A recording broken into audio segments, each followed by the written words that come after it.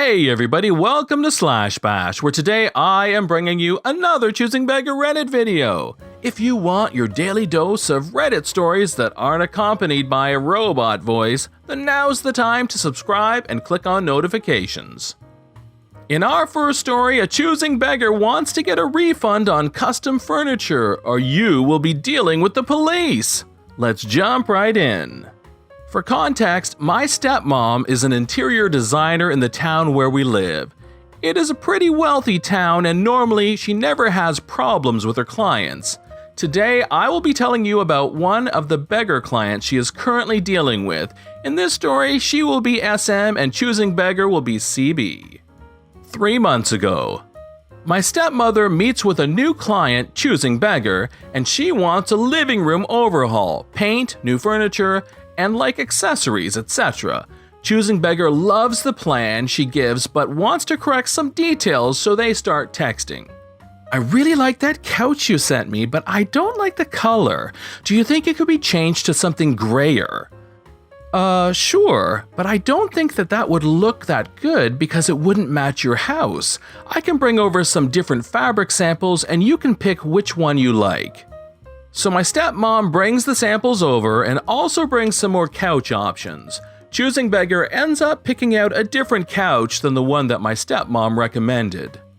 So my stepmom let her know that the couch and fabric you picked out is custom, which means you might be subject to a return fee if you decide to pick that option and end up wanting to return it.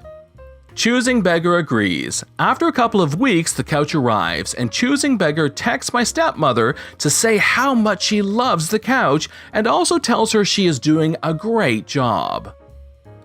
I promise this has to do with something later.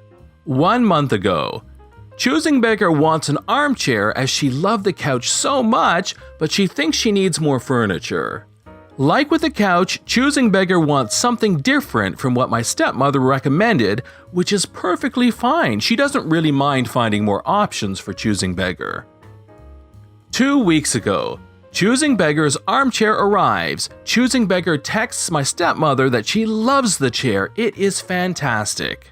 1 hour later, Choosing Beggar texts my stepmother to say that the chair is the worst piece of furniture ever and it doesn't fit her room at all, and how it is so uncomfortable and how she wants a refund.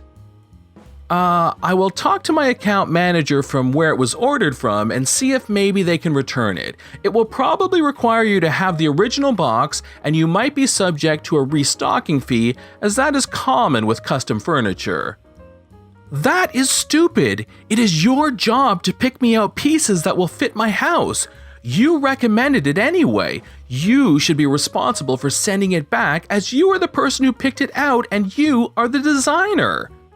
My stepmother hears back from her account manager, who says there is normally a restocking fee, but we can cover it.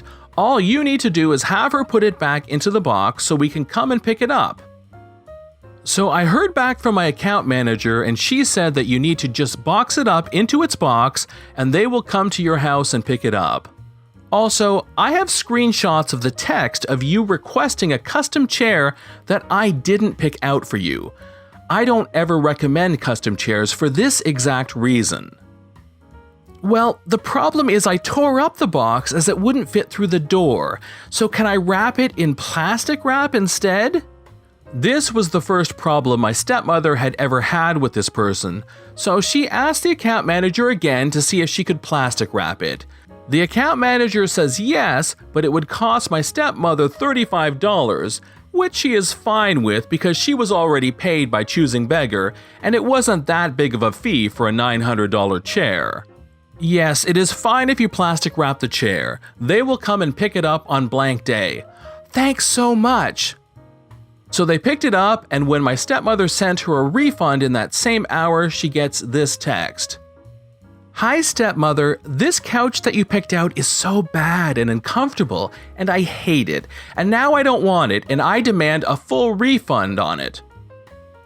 You have had this couch for about 4 months now.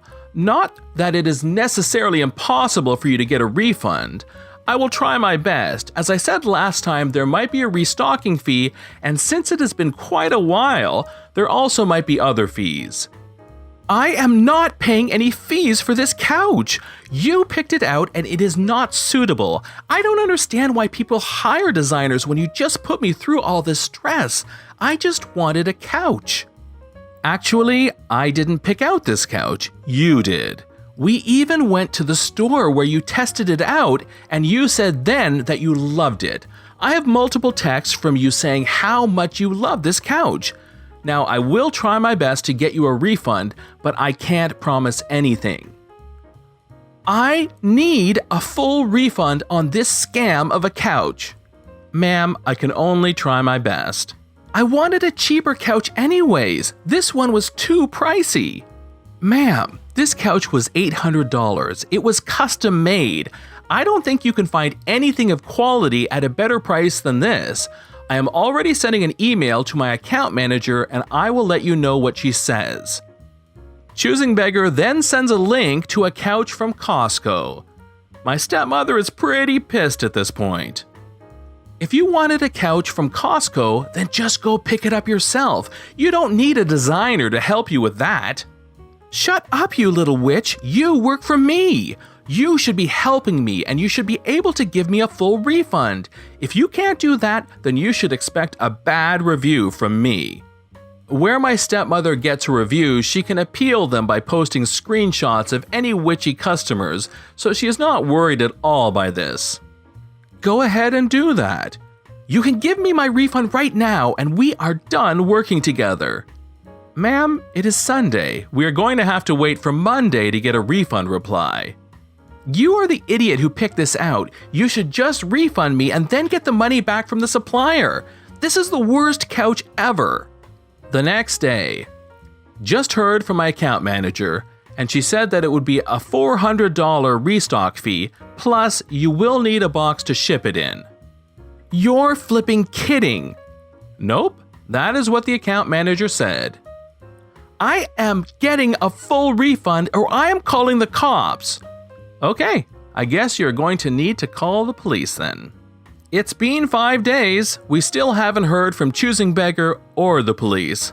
Luckily, my stepmother collects payments before buying items or she might be in a difficult situation.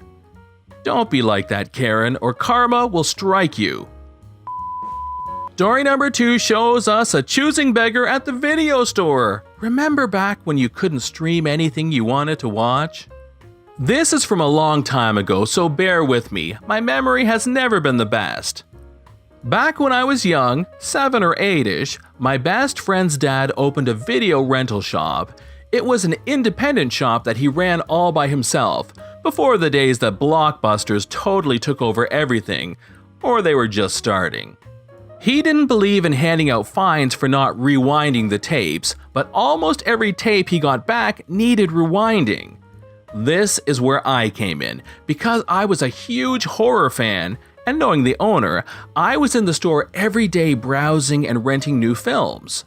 One day he made me an offer I couldn't refuse. If I spent an hour or so a night in the shop rewinding the tapes, I could rent whatever I wanted for free. I was in heaven! Another perk of the job was I was given a copy of all the old rental tapes to keep when he shuffled the inventory to make room for new titles.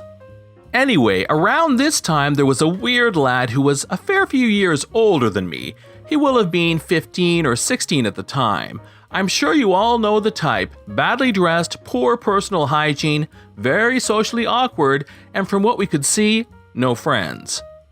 He'd just spend all his spare time looking around shops but not buying anything. But the place he spent most of the time was the video shop.